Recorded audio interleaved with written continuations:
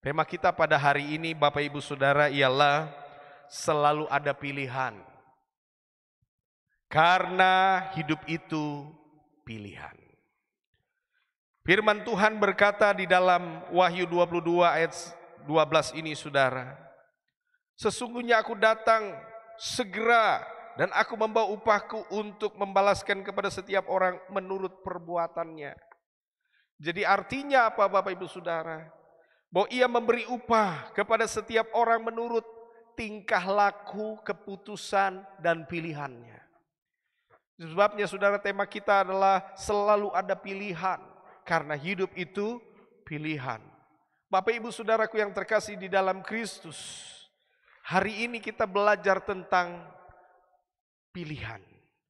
Ya, kita ada hari ini itu karena pilihan. Kita ada di ruangan ini karena pilihan. Amin. Bapak Ibu Saudara benar? Ya, kita ada di dalam ruangan ini, kita bisa beribadah hari ini, kita mendengar firman Tuhan hari ini, kita menonton lewat live streaming hari ini, itu karena pilihan. Ya, Bapak Ibu Saudara, apapun yang terjadi saat ini, itu karena pilihan kita tadi atau pilihan kita kemarin atau masa lalu. Jadi apapun kita hari ini dan apapun keadaan kita saat ini dimanapun kita berada waktu ini, itu karena masa lalu kita. Itu sebabnya Bapak Ibu Saudara sangat penting ketika dalam pergumulan tadi malam ya, untuk firman Tuhan pada pagi hari ini, saya diingatkan Tuhan tentang pilihan. Bahwa ternyata Bapak Ibu Saudara, Allah di dalam Yesus Kristus Tuhan dan melalui firman-Nya menulis banyak tentang pilihan-pilihan para tokoh-tokoh hebat di dalam perjanjian baru dan perjanjian lama. Kita lihat Bapak Ibu Saudara tentang pilihan. Dalam kitab Kejadian 4 Bapak Ibu Saudara dikatakan bahwa Kain ya, tetapi Kain dan korban persembahannya tidak diindahkannya. Lalu hati Kain menjadi sangat panas. Loncat ayat 6. Firman Tuhan kepada Kain, mengapa hatimu panas dan muram? Ayat 7. Apakah mukamu tidak akan berseri jika engkau berbuat baik? Tetapi jika engkau tidak berbuat baik, dosa sudah mengintip di depan pintu. Ia sangat menggoda engkau, tetapi engkau harus berkuasa atasnya. Jadi saudaraku yang terkasih, kita lihat yang pertama, bahwa ternyata pilihan itu juga di dalam Alkitab berawal dari pilihan membunuh atau tidak membunuh saudaranya. Pilihan membunuh atau tidak membunuh saudaranya. Tentang pilihan ini saudara, Allah telah menegur Kain agar jangan membunuh. Ya, ketika dia melihat saudaranya punya persembahan naik ke sorga dan diterima, dia sakit hati, dia marah, dan Tuhan tahu bahwa dia akan membunuh adiknya, dan Tuhan menegur, mengapa? Ya, mukamu muram, hatimu panas. Kain, ingat, dosa sudah ada di depanmu. Tapi Kain lebih memilih mengikuti kata hatinya, mengikuti kata setan, mengikuti kata kebenciannya daripada suara Tuhan yang jelas-jelas tertulis. Ya, jadi jelas-jelas Allah berbicara dengan sangat jelas, maka dari itu ditulis dalam kitab Kejadian bahwa Allah itu telah menegur saudara. Ya. Dengan terang-terangan dia Allah yang berkata-kata, jangan membunuh Kain. Ya. Tersirat dari kata-kata dan kalimat yang Allah bicara kepada Kain. Tetapi ketika dia diperhadapkan dengan dua pilihan, membunuh atau tidak membunuh, mengampuni atau membalas. Saudaraku yang terkasih dalam Kristus, ternyata dia lebih memilih kata hatinya untuk membunuh adiknya. Ya, itu pelajaran kita yang pertama. Kita belajar saudara, ternyata hidup ini pilihan. Amin. Ya, kemudian kita lanjut Bapak Ibu Saudara. Pilihan yang kedua kita belajar dari Saul. Saul Bapak Ibu Saudara, Dia memilih untuk takut pada rakyat daripada takut pada Tuhan. Dia lebih memilih takut pada rakyat daripada takut akan Tuhan. Padahal Tuhan sudah perhadapkan dua hal. Kamu takut Tuhan atau kamu takut rakyat? Saya bacakan. 1 Samuel 15 ayat 24. Berkatalah Saul kepada Samuel, aku telah berdosa sebab telah kulangkahi titah Tuhan dan perkataanmu. Tetapi aku takut kepada rakyat, karena itu aku mengabulkan permintaan mereka. Lalu dikatakan firman Tuhan apa saudara? Tuhan Allah menyesal mengangkat Saul sebagai raja, karena lebih takut rakyat daripada takut Tuhan. Bapak ibu saudara sekalian, ya, ketika Tuhan membawa kita dalam sebuah pemahaman tema pada pagi hari ini tentang memilih. Hidup itu pilihan Bapak Ibu Saudara. Takut pada Tuhan atau takut pada rakyat, atau takut pada sesama, atau takut pada siapa? Keluarga. Ada banyak orang kan seperti itu saudara. Kadang-kadang kita takut. Nggak usah saudara, saya juga kadang-kadang begitu. Amin. Kadang-kala kita berpikir dua kali. Seolah-olah hidup ini tidak ada pilihan Bapak Ibu Saudara. Hidup ini banyak pilihan, tapi kadang-kadang kita selalu berkata bahwa, aduh, kan kebanyakan kalau orang di akhir daripada kegagalannya, dia selalu menyalahkan tentang pilihan. Saya waktu itu memang tidak punya pilihan lain, hanya itulah pilihan yang saya harus pilih. Coba bayangkan saudara. Ada banyak orang berpendapat demi membela dirinya sendiri, dan pilihan yang sudah salah itu dia selalu bilang, waktu itu tuh saya memang tidak punya pilihan lain, cuman itu pilihan saya. Saudaraku yang terkasih di dalam Kristus, namanya kata pilihan itu berarti minimal ada dua. Kalau sudah menyangkut kata pilihan, berarti ada dua hal yang harus dipilih. Bisa ya, bisa tidak. Bisa mengambil atau bisa melepas. Jadi saudaraku yang terkasih, tidak ada cerita pilihan cuma satu. Hidup ini selalu ada pilihan. Amin. Ketika Sadra, Mesa, Abednego diberikan pilihan. Hari ini pilihlah, kamu mau menyembah kepada patung yang aku dirikan itu, kata Nebukadnezar, atau kau dibakar dalam dapur perapian. Mereka bilang, kami lebih baik pilih dibakar saja, Tuanku Raja. Sekalipun Allah yang kami sembah tidak menolong kami, ketahuilah sekali kami tidak akan sujud menyembah kepada patung yang Tuanku dirikan. Hidup adalah pilihan.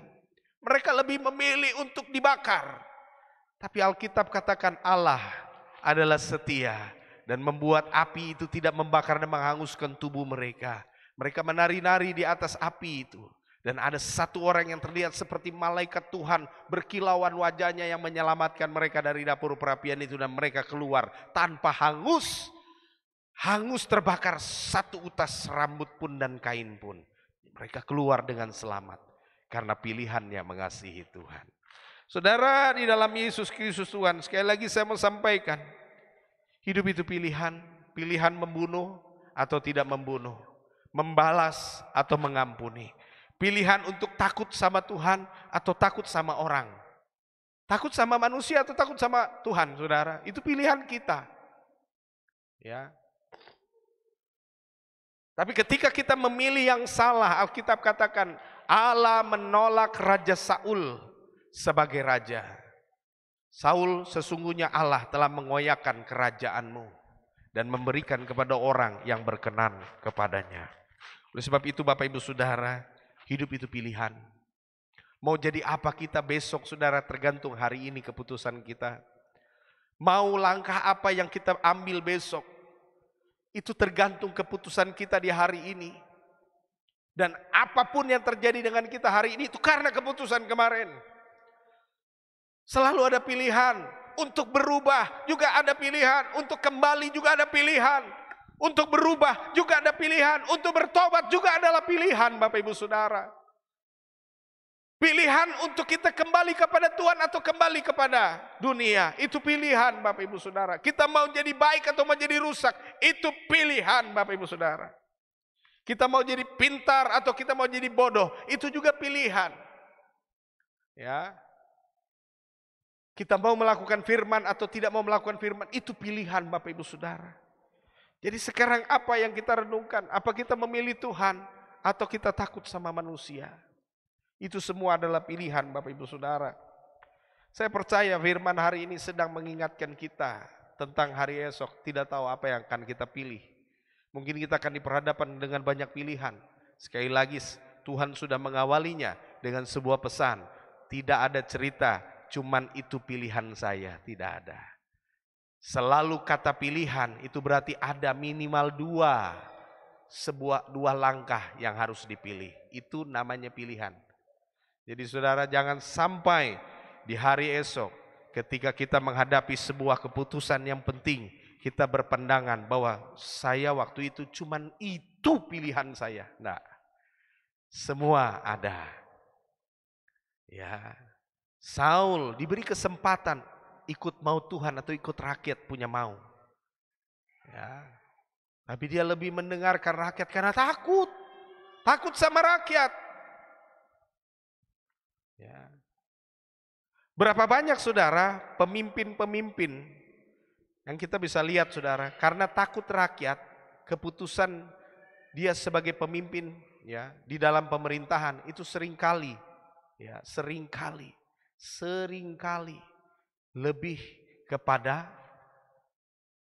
takut rakyat. Contoh begini, dia tahu Papua negeri tanah Injil yang diberkati Tuhan.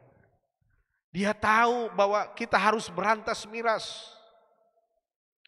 Dia sudah putuskan bahwa miras itu tidak boleh. Ya, dia sudah putuskan. Tapi karena dia dengar orang-orang mulai, dia takut. Nanti rakyat tak pilih saya. Sudah, akhirnya dia bebaskan lagi. Boleh lagi miras. Saudara, yang begitu saya yakin Allah menolaknya menjadi raja. Ya. Percaya saya bilang, orang yang takut sama rakyatnya, padahal rakyatnya membawa kepada kejahatan dan dosa. Dia lebih takut manusia daripada takut Tuhan. Takut nak dipilih saudara. Dan percaya saya bilang Allah menolaknya menjadi raja. Jadi saudaraku yang terkasih di dalam Kristus, ini penting bagi kita. Bahwa apakah hidup kita ini takut Tuhan atau takut rakyat. Ya, itu penting Bapak Ibu Saudara. Kita lihat lagi. Kita belajar dari Daud lagi, seorang yang diurapi Tuhan ternyata juga melakukan kesalahan. Ya, pada waktu itu Tuhan ya membujuk Daud. Kalau dalam tulisan Tawari, setan datang kepada Daud untuk suruh menghitung rakyat. Sebenarnya menghitung rakyat tidak salah. Kalau saudara baca dalam perjanjian lama di kitab-kitab Taurat itu, menghitung itu ada harga yang harus dibayar. Jadi ada korban yang harus dikorbankan sebelum perhitungan umat atau rakyat. Dan saudaraku yang terkasih, Daud langsung ambil jalan pintas tanpa ada pertimbangan lain, dia menghitung rakyat karena dia mau berperang. Lalu apa yang terjadi saudara?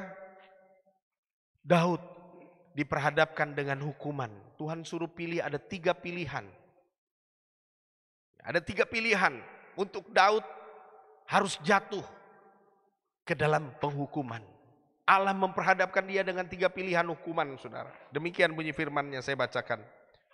Tetapi berdebar-debarlah hati Daud pada 2 Samuel 24 ayat 10 sampai 12. Tetapi berdebar-debarlah hati Daud setelah ia menghitung rakyat, lalu berkatalah Daud kepada Tuhan, aku sangat berdosa karena hal ini.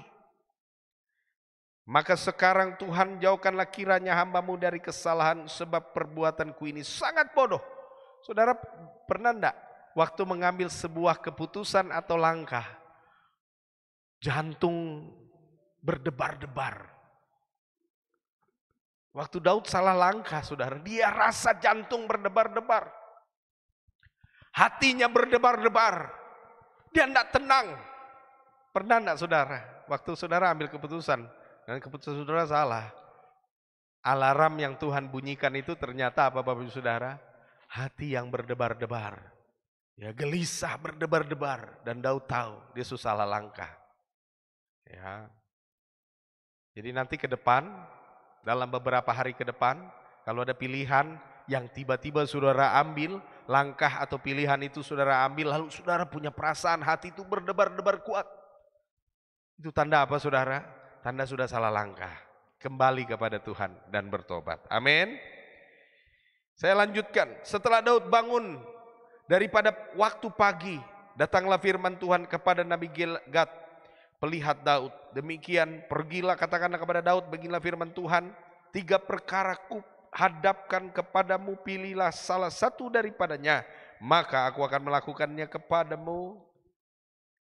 Kemudian datanglah Gad kepada Daud dan memberitahukan kepadanya dengan berkata kepadanya, akan datang menimpa engkau 3 tahun kelaparan di negerimu, atau maukah engkau melarikan diri 3 bulan lamanya dari hadapan lawanmu, sedang mereka itu mengejar engkau, atau akan adakah 3 hari penyakit sampar di negerimu? Maka sekarang pilihlah dan timbanglah, jawab apa yang harus kusampaikan kepada yang mengutus aku.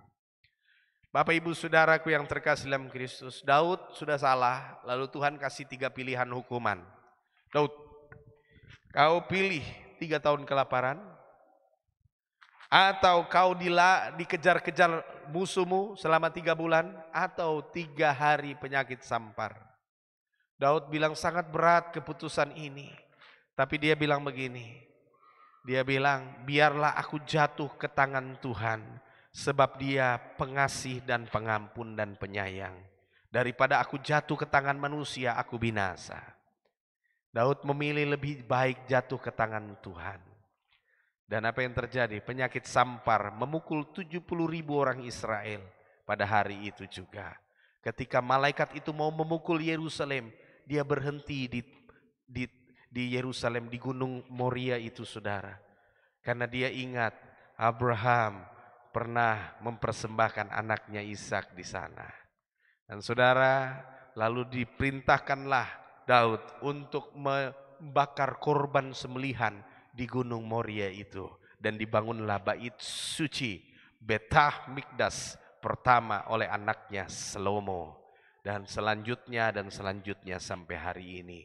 Saudaraku yang terkasih di dalam Kristus, Allah kalau kita jatuh ke tangan Tuhan, Tuhan itu penyayang, dia pukul kita tapi juga dia sayang kita, dia ampuni dosa-dosa kita saudara. Amin. Jadi hari ini kita belajar, ternyata hidup itu pilihan. Ya. Ketika kita sudah bersalah pun kita memilih, kita jatuh ke tangan manusia atau ke tangan Tuhan. Ya. Ada banyak orang kan begitu Bapak Ibu Saudara. Dia sudah jatuh di dalam dosa, dia malas untuk pergi kembali ke rumah Tuhan, kembali kepada Tuhan, untuk mencari Tuhan, dia sudah malas. Aduh saya sudah jatuh di dalam dosa, biar sudah jatuh-jatuh sekalian. Akhirnya dia pergi ke tempat ya, tempat saya kan tempatnya orang berdosa, sudah saya pergilah ke tempat orang berdosa. Itu pilihan. Daud tidak memilih jatuh ke tangan manusia. Dia tahu manusia dengan kejahatannya, dengan kehidupan dosanya, kalau dia memilih jatuh ke tangan manusia, dia binasa. Tapi dia memilih ketika dia dalam dosa, dia memilih tetap jatuh di tangan Tuhan. Jatuh ke dalam tangan Tuhan. Karena dia tahu Tuhan yang tahu lumpur dosa kita.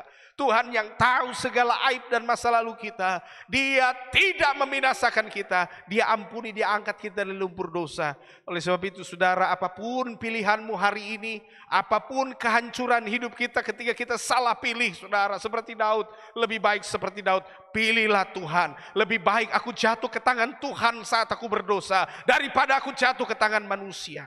Amin. Bapak Ibu Saudara yang dikasihi oleh Yesus Tuhan, kita harus belajar.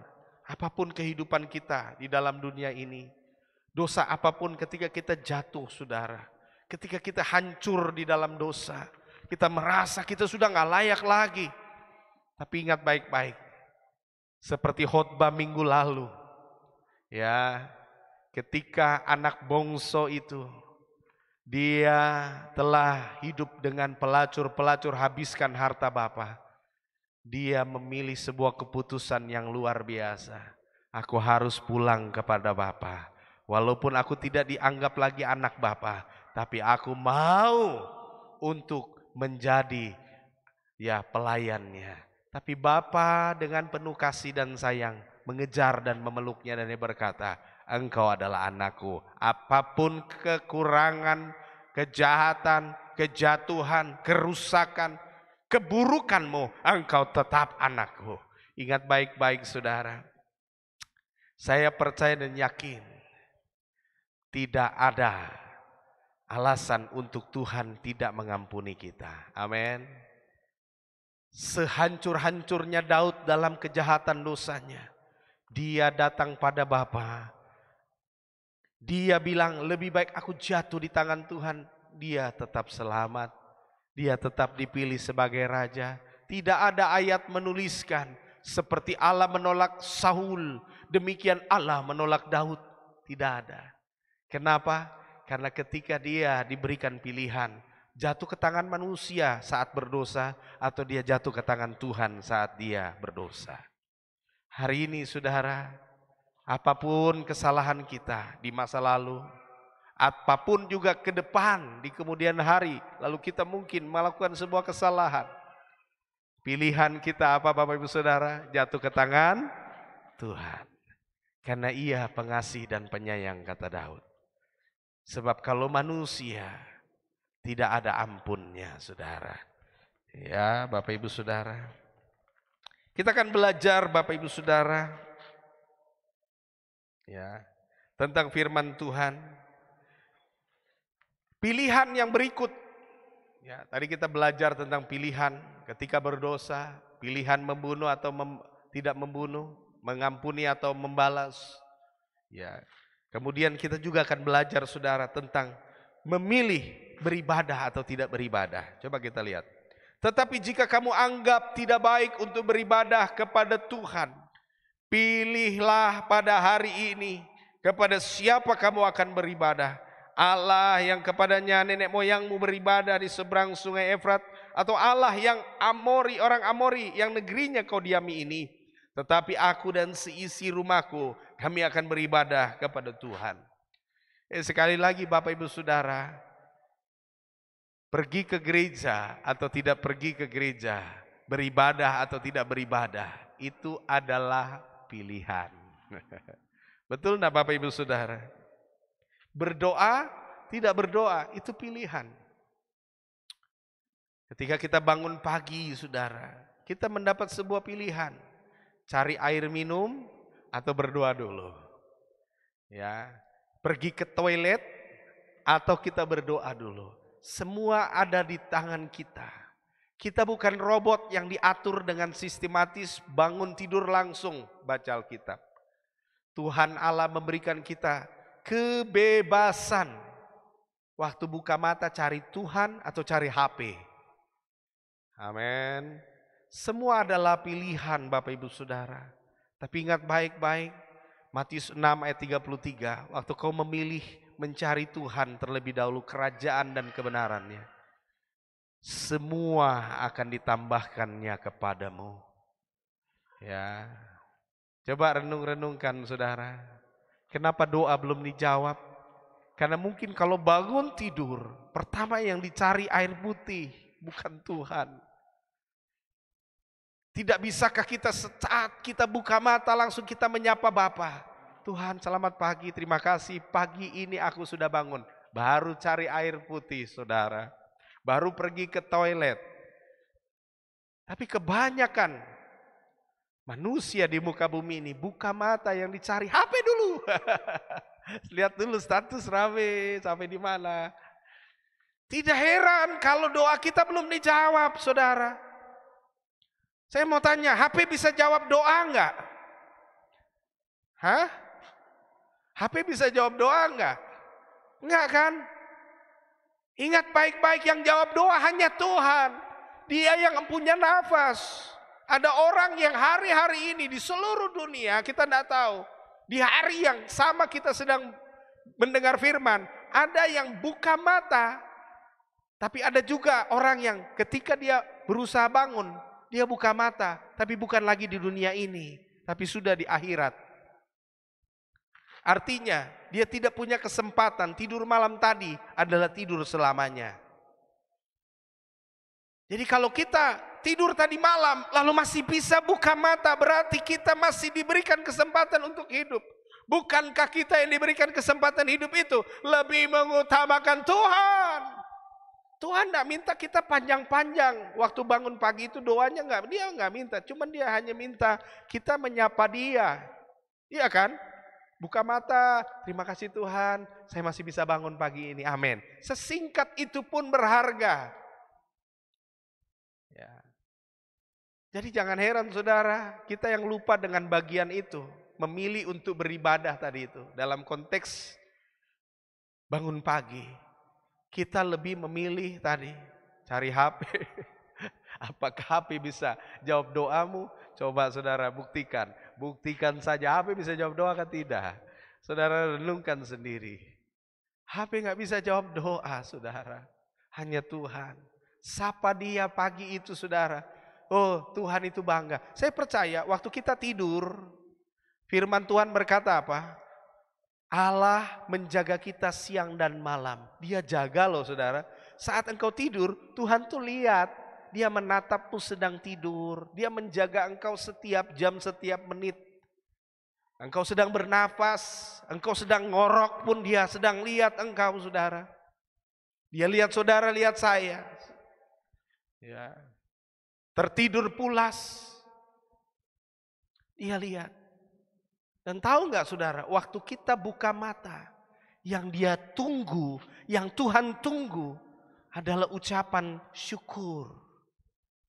Tapi kadang-kadang kita sebagai manusia saudara dan saya buka mata, tidak pernah sapa dia. Amin.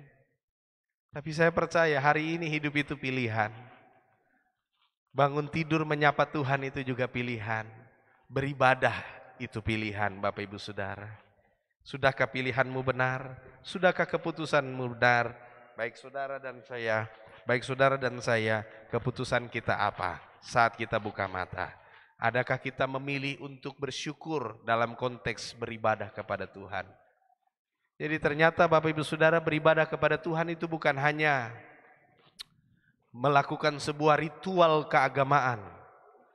Ya, harus baca Alkitab, harus lipat tangan tunduk mata, buka ya, naikkan ini. Tapi waktu melek mata menyapa Bapa, itu juga bentuk daripada penyembahan dan syukur kita, saudara. Itu bentuk daripada ibadah kita. Ya, kita lihat saudara. Dalam setiap pilihan kita akan belajar. Setiap kita memiliki pilihan dalam menjawab panggilan Tuhan dalam hidup kita. Ya, kita punya banyak pilihan dalam menjawab panggilan Tuhan. Coba kita lihat Yunus.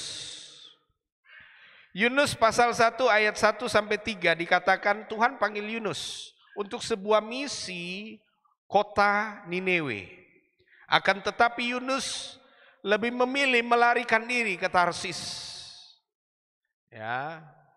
Dia pergi ke Yafo yang sekarang Tel Aviv. Dia ambil sebuah tiket perjalanan kapal menuju Tarsis. Dan saudaraku yang terkasih, dengan kata lain Yunus bilang sama Tuhan bahwa dia tidak mau pergi ke Niniwe untuk menyelamatkan kota Niniwe. Dia ingin Niniwe hancurlah. Itu kan musuh Israel. Itu kan musuhnya Israel, dan saya tahu suatu waktu Niniwe akan dipakai Tuhan membantai kami Israel. Kami tidak mau selamatkan. Saya tidak mau selamatkan. Dia pergi menuju Tarsis. Saudaraku yang terkasih dalam Kristus, setiap kita memiliki pilihan dalam menjawab panggilan Tuhan dalam hidup kita. Apakah kita yang pertama modelnya seperti Yunus? Tidak mau. Saya tidak mau Tuhan. Kalau utus kepada musuh, saya tidak mau. Kalau utus sesama bangsa Israel, mau saya.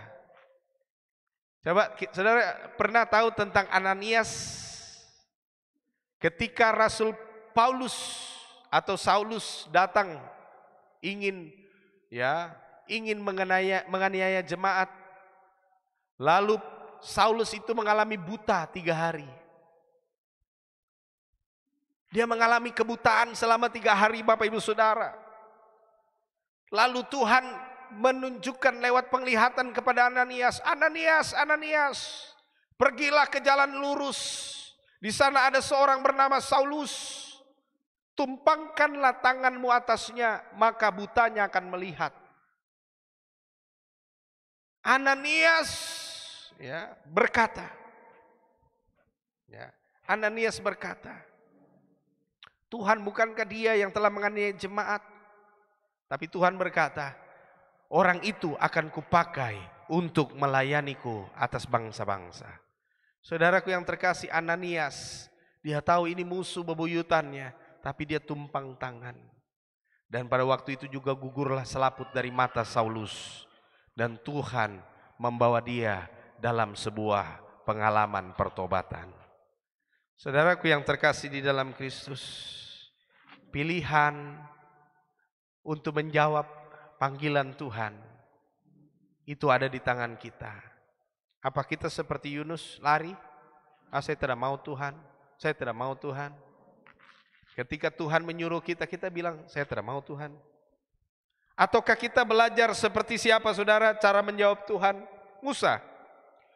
Tuhan menyampaikan kepada Musa dalam semak yang berapi namun tidak terbakar, untuk membawa Israel keluar dari Mesir. Keluaran 4 ayat 11 sampai 13. Dalam sebuah semak saudara yang berapi namun tidak terbakar, menarik perhatian Musa. Dan dia bilang, ada apakah dengan semak itu, kenapa dia tidak terbakar? Lalu Tuhan berkata, akulah Tuhan Allahmu yang memanggil dan mengutus engkau. Pergilah kepada bangsamu, bangsa Israel, selamatkan, bebaskan mereka dari perbudakan, bawa mereka ke tanah Kanaan. Lalu apa jawab Musa? Ketika Tuhan memanggil Musa, tapi Musa malah mengatakan kepada Tuhan untuk mengirim orang lain. Tuhan, jangan saya tidak fasih lidah. Ada orang lain, ada saudaraku, ada Harun, ada Miriam. Saya pun saudara-saudara sudah Tuhan, yang saya ini gagap, saya tidak bisa. Amin. Apa kita seperti Musa, ketika Tuhan panggil kita, kita jawab, Tuhan orang lain sudah, jangan saya sudah. Aduh, saya tidak bisa, saya malu saya tidak bisa. Amin.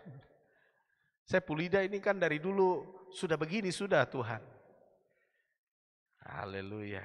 Kadang-kadang kita seperti itu saudara. Jangan saya sudah Tuhan, orang lain sudah, orang lain sudah. Apa kita seperti Musa, Bapak Ibu Saudara, dalam mengambil sebuah pilihan untuk menjawab panggilan Tuhan? Kemudian yang ketiga, apakah kita seperti Nabi Yesaya? Wow, luar biasa saudara, kalau baca dalam Yesaya 6 ayat 8. Nabi Yesaya memberikan sebuah Nabi Yesaya memberikan sebuah mandat dari Tuhan. Tuhan kasih mandat buat dia. Dan hal awal yang keluar dari ucapan Nabi Yesaya ketika Tuhan panggil dia, mengutus dia, Yesaya, aku panggil utus kamu. Jawabannya apa saudara? Ini aku, utuslah aku Tuhan. Amin. Nabi Yesaya tidak bertanya tentang apa yang akan dikerjakan. Yang dia tahu hanyalah satu, bahwa Tuhan memanggilnya. Dia mau melakukan apapun tugas itu. Dia tidak tanya sama Tuhan, Tuhan nanti kira-kira kalau diutus itu saya berhadapan dengan siapa? Akan terjadi apa? Nanti seperti apa? Dia tidak pakai tanya-tanya begitu. Begitu Tuhan bilang, Yesaya aku utus kau. Ini aku, utuslah aku Tuhan. Amin. Kita harus jadi prajurit yang militan. Ketika Tuhan bilang apapun, Tuhan mengutus kita, sudah jangan kita kayak orang, aduh jangan saya Tuhan. Ada sepupu saudara sana, itu sepupu saudara Harun, Miriam, jangan saya. Atau kita seperti Yunus, dia sudah tahu pasti suruh saya tuh, saya langsung gas, ambil kunci motor, gas, lari.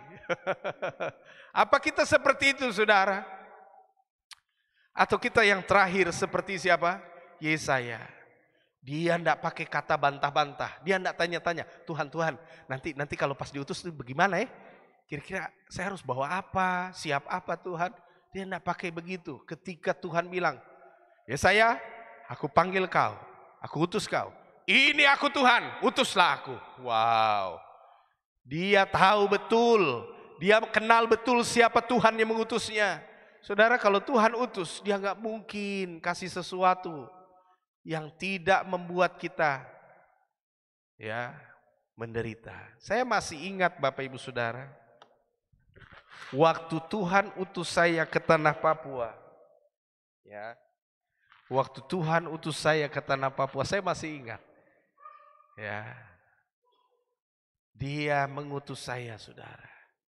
Dan dia berjanji, aku akan memelihara hidupmu di negeri ini. Dan saudaraku yang terkasih di dalam Kristus, waktu saya datang ke negeri ini, pertama kali saya tidak kenal orang, saudara. Tapi herannya, kok saya bisa berdiri ada hari ini di hadapan saudara.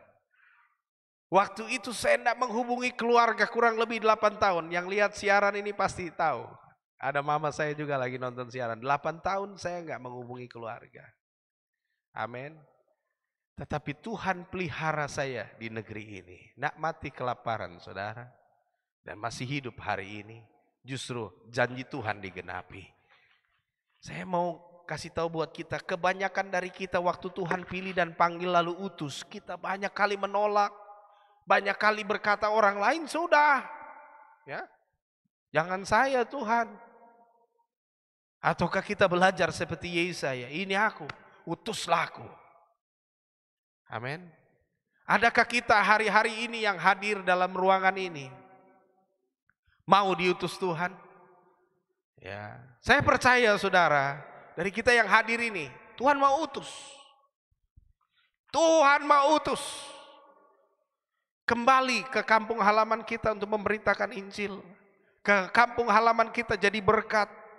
Tuhan pasti mau utus, tapi kadang-kadang kita kan bilang, aduh saya takut Tuhan. Seperti Saul, saya takut Tuhan, nanti rakyat membunuh saya, rakyat tolak saya. Ya, tapi Tuhan bilang, kalau kau seperti Saul, ingat baik-baik, kau cukup sudah jadi raja. Aku pilih orang baru. Haleluya. Saudara, kita tidak boleh ragu. Ya. Waktu saya diutus Tuhan, saya tidak pernah berpikir keadaan di tanah Papua. Saya hanya lihat sebuah penglihatan waktu itu saudara, bahwa tangan umat Tuhan di Papua itu melambai-lambai, membutuhkan pertolongan. Jadi ramai, ada sekelompok orang, ya masyarakat Papua itu sudah melambai-lambai tangan begini. Dan saya tanya, Tuhan itu di mana? Tuhan bilang itu di Irian Jaya. Ya, itu ada di Irian. Dia bilang. Waktu itu kan masih IJB saudara. Nama Papua kan baru Jayapura. Ini kan masih IJB. Dan waktu itulah Tuhan berkata, pergilah ke Irian Jaya. Dan memang betul saudara, saya tidak salah langkah. Kalau saya Tuhan bilang, kalau Tuhan berfirman waktu itu, pergilah ke Papua, berarti saya ada di Jayapura. Karena yang sudah nama Papua kan di sana. Ya kan, Provinsi Papua. Tapi waktu itu tempat kita ini bernama Irian Jaya Barat, IJB. Waktu saya datang, baru kita doa untuk perubahan nama saudara. Jadi Papua Barat. Ya. Dulunya Papua Barat Daya itu namanya Papua Barat. Ya, karena kenapa? Karena Manokwari masih IJB. Nah, diusullah dokumen itu saudara, makanya orang tidak banyak tahu tentang sejarah Papua Barat Daya. Saya tahu karena kita ada di dalam tim dan penyusunan itu dokumen saya yang doakan. Dan waktu itu saudara, Manokwari masih Irian Jaya Barat. Saya masih ingat IJB. Impres dari Megawati. Ya, masih menuju PP. Dan pada waktu itu saudara dibuatlah dokumen oleh tim kerja dengan usulan Provinsi Papua Barat Daya. Papua Barat dulu. Kita pakai nama Papua Barat. Ketika mulai ada rapat berikut saudara, jangan sampai indikasi perubahan nama IJB jadi Papua Barat. maka kita rubah nama jadi Papua Barat Daya. Itu sejarah provinsi yang ada ini. Maka dari itu kalau saya berdiri di tempat ini berbicara tentang sejarah, saya ada dan berdoa untuk provinsi Papua Barat Daya ini. Maka dari itu saya percaya dengan rindu kita berdoa bahwa kita akan rebut Papua Barat Daya. Amin. Kita rebut dengan iman supaya kita rindu supaya jemaat-jemaat ini menduduki posisi-posisi penting di dalam pemerintahan Provinsi Papua Barat Daya. Kan kita yang berdoa, saudara. Ya, walaupun mungkin tidak diketahui banyak orang, tapi kita tahu betul sejarah dan dokumennya, termasuk saya yang tumpang tangan untuk dokumen itu dibawa ke Jakarta. Oleh sebab itu Bapak Ibu Saudaraku yang terkasih di dalam Kristus, kita banyak kali seperti itu. Ketika Tuhan utus kita, Bapak Ibu Saudara, ya, ada visi Tuhan misalnya, engkau akan menjadi ya pemimpin lewat jalur legislatif. Kadang-kadang kita bilang begini, Tuhan, saya tidak bisa, saya tidak mampu, kasih orang lain sudah. Jadi Musa kita, saudara. Amin. Ada juga saudara, Tuhan suruh kita lewat visi itu kita jadi ASN misalnya. Tapi kita lebih senang ingin jadi DPR, kita paksa diri. Ya. Tuhan, saya tidak mau jadi ASN, lebih baik saya jadi DPR lah. Kita atur, kita punya mau, saudara. Apa yang terjadi? Kita jadi Musa. Ya. Kita jadi Musa yang bilang, jangan saya Tuhan, kasih saya saudara sudah. Saya lebih baik pilihan yang lain, pekerjaan yang lain. Jadi saudaraku yang terkasih, kita harus belajar seperti Yesaya. Apapun visi Tuhan dalam hidup kita, berdiri dan katakan, ini aku, utuslah aku. Ya. Jadi terhadap panggilan itu saudara, apapun yang Tuhan mau tempatkan kita sebagai profesi kita ke depan, jangan tolak. Amin. Jangan tolak karena Tuhan mau pakai kita. Jangan tolak. Kan banyak saudara ditawarkan ini, jangan sudah, kasih orang lain sudah, saya tidak enak. Saya tidak enak, nanti macam kita ini terlalu maruk kah? Macam kita ini semua kah? Jangan saudara, kita jangan seperti Musa. Kalau Tuhan beri kita peluang, ini aku, utuslah aku. Berkat di depan mata jangan buang, jangan jual hak kesulunganmu. Engkau yang sudah dipersiapkan Tuhan, kenapa lagi kasih orang lain saudara? Amin. Yuk kita belajar jadi pionernya Tuhan. Kalau ada sebuah peluang, jangan buang hak kesulungan, kasih orang lain saudara. Ada banyak orang kan menyesal hari-hari ini. Ya. Ketika orang tersebut duduk, sebenarnya itu jatahnya dia kasih orang lain saudara. Dia menyesal, aduh kenapa dulu saya kasih, saya puade itu, ternyata dia tidak betul-betul, dia tidak bawa aspirasi, dia tidak juga membangun masyarakat, dia hanya pentingkan dia diri sendiri. Tuhan kan bilang itu karena kau jual hak kesulunganmu. Saya bicara ini tentang ke depan saudara, saya percaya beberapa hari ke depan, beberapa waktu ke depan, beberapa bulan ke depan, beberapa tahun ke depan akan ada pilihan-pilihan hebat. Ingat baik-baik, berdoa kalau datang visi Tuhan dalam hidupmu, jangan tolak, jangan kasih orang lain. Itu berkat bagimu. Berkat orang lain ada waktunya. Jalan untuk orang lain ada waktunya. Ketika pilihan itu ada di depanmu, jangan buang hak kesulunganmu. Rebut, raih, ambil pilihan itu. Jangan kasih buat orang lain saudara. Kalau memang itu menjadi pilihan di mana Tuhan mengutus engkau. Jangan kasih orang lain lagi karena merasa takut kayak Saul. Jangan. Nanti orang bilang saya apa? Kita sedang membuang hak kesulungan kita. Orang lain senang-senang, kita yang jual hak kesulungan bersusah payah. Ingat Esau saudara. Harusnya berkat itu buat dia, tapi dia kasih buat dia puade. Akhirnya apa terjadi? Dia susah. Jadi hari ini saudara, apapun yang menjadi bagianmu, ya jangan pernah kau buang jauh-jauh. Ya. Ada orang sudah dapat PNS, dia bilang saya tidak mau PNS. Sudah kasih buat orang lain sudah. Nanti dia tua baru dia menyesal saudara. Nama masuk keluar, ASN orang semua antri mau dapat bagian itu saudara. Dia dapat dengan cuma-cuma, dengan gampang. Dia buang saja begitu saja karena dia pikir ya, segala sesuatu saya sudah punya. Tapi tunggu kau tua nanti baru kau menyesal. Amin. Ya. Saya bicara karena ada di jemaat kita, Saudara ya. Pergumulan yang saya bicara ini. Sudah Tuhan jawab, tidak mau lagi. Ya, saya berharap kita tidak boleh seperti itu, Saudara. Kalau sudah dapat berkat, terima, syukuri. Karena ada banyak orang ribuan antri. Bukan ribuan lagi, jutaan orang antri berkat yang kau dapatkan itu. Apalagi sudah didoakan, Saudara. Amin. Ya, saya berharap apapun yang kita sudah ditempatkan Tuhan, jangan buang hak kesulungan. Saya minta pemain musik siapkan diri. Dalam penutup Bapak Ibu Saudara, hidup ini adalah pilihan. Apapun yang terjadi dengan kita hari ini adalah karena pilihan kita di masa lalu. Sehingga lewat pilihan kita yang benar hari ini menjadikan kita sukses di hari esok.